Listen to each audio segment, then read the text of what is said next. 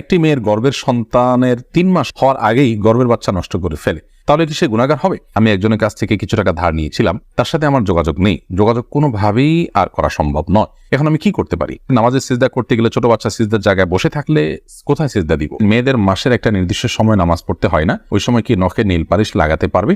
আমার ভাতিজা আমাকে ছোট আব্বু বলে ডাকে, এতে কোনো সমস্যা হবে কিনা? পরিবারের সদস্যদের সঙ্গে শান্তি বজায় রাখার জন্য ছোট ছোট মিথ্যা বলা যাবে কিনা? ফরজ নামাজ শেষে বৈঠকে দুরূদ শরীফ পড়া শেষ করার পূর্বেই ইমাম সালাম ফিরিয়ে ফেললেন, সেক্ষেত্রে আমার করণীয় কি? কেউ যদি ঢিলা কুলুপ না করে ওযু করে তাহলে কি তার ওযু হবে? প্রশ্ন উত্তর দেওয়ার আলোকিত ভবনে আমরা প্রবেশ করি। আরফাত ফারজান আপনি লিখেছেন, স্বামীর সামনে টিপ লাগালে গুনাহ হবে কি? সৌন্দর্য বর্ধনের জন্য লাগাতে পারেন, কোনো অসুবিধা নেই, সেটি জায়েজ আছে। এরপরে MRS তাবিয়াত থেকে আপনি লিখেছেন, মেয়েদের মাসের একটা নির্দিষ্ট সময় নামাজ পড়তে হয় না, ওই সময় কি নখে নীল পালিশ লাগাতে পারবে? হ্যাঁ, ওই সময় নখে নেল পালিশ লাগাতে পারেন। মাসিকের সময়তে যেহেতু আপনার সালাত নেই, অতএব নেল পালিশ আপনি ব্যবহার করলেন, আপনার ওযু করার প্রয়োজনীয়তা নেই, আপনি এটা করতে পারেন। এরপর যখন পবিত্র হবেন তখন আপনি সেখান থেকে নেল পালিশগুলোকে রিমুভ করে আপনি ওযু করে নামাজ পড়লেন, এটা জায়েজ আছে, কোনো অসুবিধা নেই।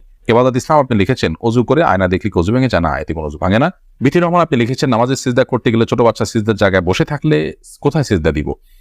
সেক্ষেত্রে একটু ডানে বামে আপনি সরে সিজদা করতে পারেন, তাতে কোনো অসুবিধা হবে না।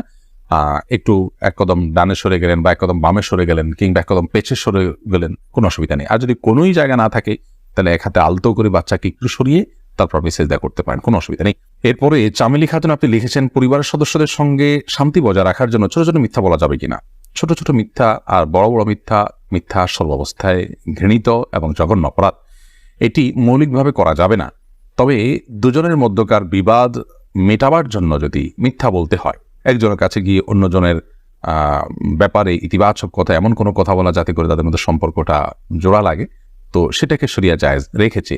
পরিবারের সদস্যদের মধ্যে যদি এরকম কোনো পরিস্থিতি তৈরি হয় তাহলে সেক্ষেত্রে ওই ধরনের মিথ্যা কথা বলা জায়েজ আছে। এছাড়া আপনি খেয়াল খুশি মতো আপনি মিথ্যা বললেন পরিবারের সদস্যদের মধ্যে, তথাগত শান্তি বজায় রাখার জন্য এটি জায়েজ নয়, বরং সত্যবাদিতার অভ্যাস আমাদের মধ্যে গড়ে তুলতে হবে। মিথ্যা আজ আমাদের রন্ধ্রে রন্ধ্রে ঢুকে গেছে, যার কারণে আমরা আমাদের কেনাকাটা, আমাদের কাজকাম, আমাদের শিক্ষা জীবন, আমাদের শিক্ষকতার জীবন, আমাদের কর্মজীবন, আমাদের জীবনের প্রতিটা ক্ষেত্রে আজ মিথ্যার সয়লাভ হয়ে গেছে।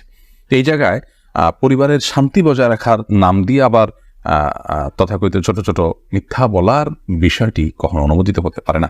আব্দুল করিম পাটোয়ারি লিখেছেন, ফরজ নামাজ শেষে বৈঠকে দুরূদ শরীফ পড়া শেষ করার পূর্বেই ইমাম সালাম ফিরিয়ে ফেললেন, সেক্ষেত্রে আমার করণীয় কি? ফরজ নামাজের শেষ বৈঠকে ইমাম আপনার দুরূদ শেষ করার আগে যদি সালাম ফিরিয়ে ফেলেন তাহলে আপনি খুব দ্রুততার সাথে দুরূদ শেষ করবেন। আর যদি দুরূদ শেষ করতে অনেক দেরি হয় তাহলে সেক্ষেত্রে কোনো একটা স্টেশনে দাঁড়িয়ে সালাম ফিরিয়ে ফেলবেন, আপনার সালাত হয়ে যাবে ইনশাআল্লাহ। অর্থাৎ যে কোনো একটা জায়গায় অর্থবহ হয়, যেমন আল্লাহুম্মা সাল্লি আলা মুহাম্মাদ ওয়া আলা আলি মুহাম্মাদ শেষ করলেন, পরে আপনি সালাম ফিরিয়ে ফেললেন, কারণ এখানে একটা অর্থবহ বাক্য হয়ে গেল।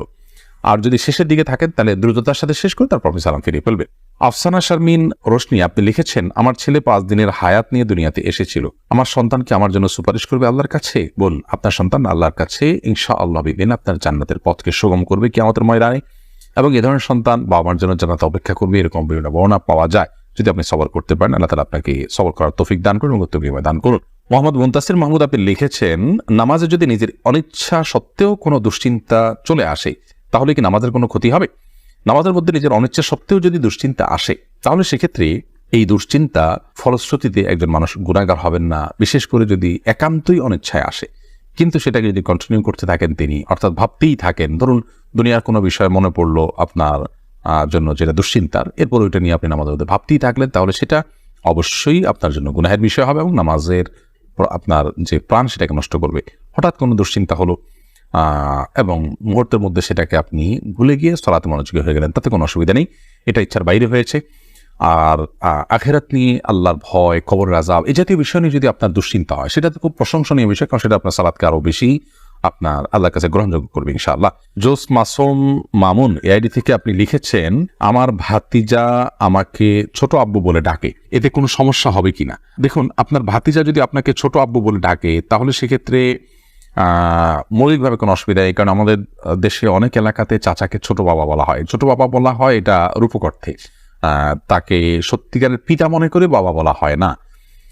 মানে আম্মুর রাজুল ইসম ওয়াবি, একজন কারোর চাচা তার বাবার মতোই অনেকটা শ্রদ্ধার জায়গা থেকে এবং অন্য অনেক দিক থেকে, সেই জায়গা থেকে তাকে ছোট আব্বু বলার যে প্রচলন আছে, এই প্রচলনটা আপনার রূপক অর্থে বলা হয় সেই অর্থেই প্রচলনটা আছে, যার কারণে এটাতে আপনার বাপ নয় তাকে বাপ ডাকার যে অপরাধ, সে অপরাধ বা সে গুনাহ এখানে হবে না, কারণ ওই উদ্দেশ্যে কেউ বলেও না এবং বাবা হিসেবে গণ্য করে না। হাবিব রাজ আপনি লিখেছেন, আমার মামাতো বোন আমার বয়সে 5 মাসের বড়, আমি কি তাকে বিয়ে করতে পারবো? দেখুন, যিনি বয়সে বড় তার সাথে বিবাহ বন্ধনে আবদ্ধ হওয়া মৌলিকভাবে জায়েজ আছে, এটি কোনো নাজায়েজ বা হারাম কোনো বিষয় নয়। আমাদের সমাজে এটাকে দোষণীয় মনে করা হয়, সেটা আমাদের সমাজের দোষ বলতে পারেন। শরিয়াত এটাকে যাকে আপনার নিষিদ্ধ করেনি, বিধায় বয়সে বড়র সাথে বিবাহ বন্ধনে আবদ্ধ হতে পারে। বিশেষ করে নবী করিম সাল্লাল্লাহু আলাইহি সাল্লাম তিনি নিজেও খাদিজা রাদিয়াল্লাহু তাআলা আনহাকে বিয়ে করেছেন, তখন খাদিজা রাদিয়াল্লাহু তাআলা আনহা বয়স তার চাইতে বেশি ছিল। তো এখান থেকে বোঝা যায় নিজের চাইতে বয়সে বড় কাউকে বিয়ে করাটা শরিয়া দৃষ্টিকোণ থেকে মৌলিকভাবে অনুমোদিত। এটাকে দোষণীয় মনে করাটা বরং দোষের বিষয়। আমাদের শরিয়াতে এত ফ্লেক্সিবল রেখেছে বিষয়গুলোতেই, অথচ আমরা সেগুলোকে অনেক বেশি আপনার সংকুচিত করে ফেলছি, এবং যার ফলশ্রুতিতে নানা রকমের অপরাধ প্রবণতা কিন্তু আমাদের সমাজে বেড়ে চলেছে। শারমিন আক্তার আপনি লিখেছেন, আমি একজনের কাছ থেকে কিছু টাকা ধার নিয়েছিলাম, তার সাথে আমার যোগাযোগ নেই, যোগাযোগ কোনোভাবেই আর করা সম্ভব নয়, এখন আমি কি করতে পারি? আপনি যদি তার সাথে যোগাযোগের কোনো সুযোগ না থাকে এবং যোগাযোগের কোনো সম্ভাবনা না থাকে, তাহলে সেক্ষেত্রে ওই টাকাটা কোনো গরিব দুঃখীকে দান করে দিবেন তার তরফ থেকে, অর্থাৎ তার তরফ থেকেই ডোনেশন করে দিলেন, দান করে দিলেন, সবটা তার আমল নামায় যুক্ত হলেন, মাধ্যমে ইনশাআল্লাহ আপনি দায়মুক্ত হওয়ার চেষ্টা করতে পারেন। তারিমা আপনি লিখেছে, আমি প্রেম করে বিয়ে করেছি, হারাম সম্পর্ক করেছি, এখন কি করলে আল্লাহ আমার সংসার জীবনকে সুখের করবে? কোনো উপায় আছে কি? আমাদের দুদিন পর পর ছোট ছোট বিষয় নিয়ে অনেক ঝগড়া হয়, এখন আমরা কেউ কাউকে সহ্য করতে পারি না, এখন কি করলে আল্লাহ আমাদের শান্তি দিবেন? প্লিজ জানাবেন। বোন তারিমা, আপনারা আল্লাহর কাছে আগের কৃতকর্মের জন্য লজ্জিত হয়ে ধন্যজন ক্ষমা চাইবেন, চোখের পানি ফেলে মাপ চাইবেন যে আল্লাহ আমাদের অন্যার জন্য আপনি মাফ করে লজ্জিত থাকবেন। এর পাশাপাশি সুখী দাম্পত্য জীবনের জন্য আল্লাহর কাছে বিশেষভাবে দোয়া করবেন, সেই সাথে সুখী দাম্পত্যের জন্য যে আমলগুলো আছে সেগুলো করবেন, সবর এটার কসরত করবেন, যে ধৈর্য ধরে ধৈর্যের পাহাড় হওয়ার চেষ্টা করবেন, ইনশাআল্লাহ আল্লাহ তাআলা আপনাদেরকে সুখী করবেন। এ বিষয়ে আমাদের অনেকগুলো পরামর্শমূলক ভিডিও আছে, সেগুলো শুনতে পারেন। এমনি আলামিন লিখেছেন, কেউ যদি ঢিলা কুলুপ না করে অজু করে তাহলে কি তার অজু হবে? যদি পেশাবের পর পানি ব্যবহার করেন, তারপর আর পানি ফোঁটা পেশাব ফোঁটা না বাইর হয়, অজু হয়ে যাবে, ঢিলা করা তার জন্য ফরজ ওয়াজিব নয়। আর যদি আশঙ্কা থাকে তাহলে সেক্ষেত্রে আশঙ্কা দূর করা পর্যন্ত তিনি অপেক্ষা করা বা যেভাবে হোক এটা করা উচিত। তবে ঢিলা কুলুপ না করে পানি ব্যবহার করলেও পবিত্র হয়ে যাবেন, অজু করলে নামাজ হয়ে যাবে। আরফাত ফারজান আপনি লিখেছেন, আমি নামাজ পড়ার সময় আমার ছোট বাচ্চা নামাজের সামনে হাঁটাহাঁটি করে, এদিকে ওর বা আমার কোনো গুনাহ হবে না, এতে গুনাহ হবে না। মাইদুল ইসলাম সুবর্ণ আপনি লিখেছেন, একটি মেয়ের গর্ভের সন্তানের 3 মাস হওয়ার আগেই গর্ভের বাচ্চা নষ্ট করে ফেলে, তাহলে কি সে গুনাহগার হবে?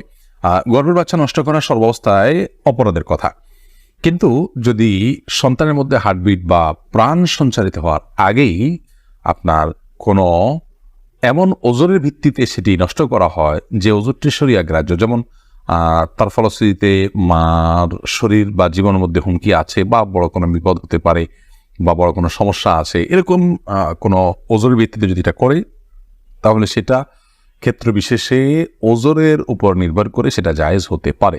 আর এমনিতে মনে চাইলো আর সন্তান নষ্ট করে ফেললো সামান্য ঠনক অজুহাতের ভিত্তিতে, এটি জায়েজ হবে না, এর ফলশ্রুতিতে মানুষ গুনাহগার হবে।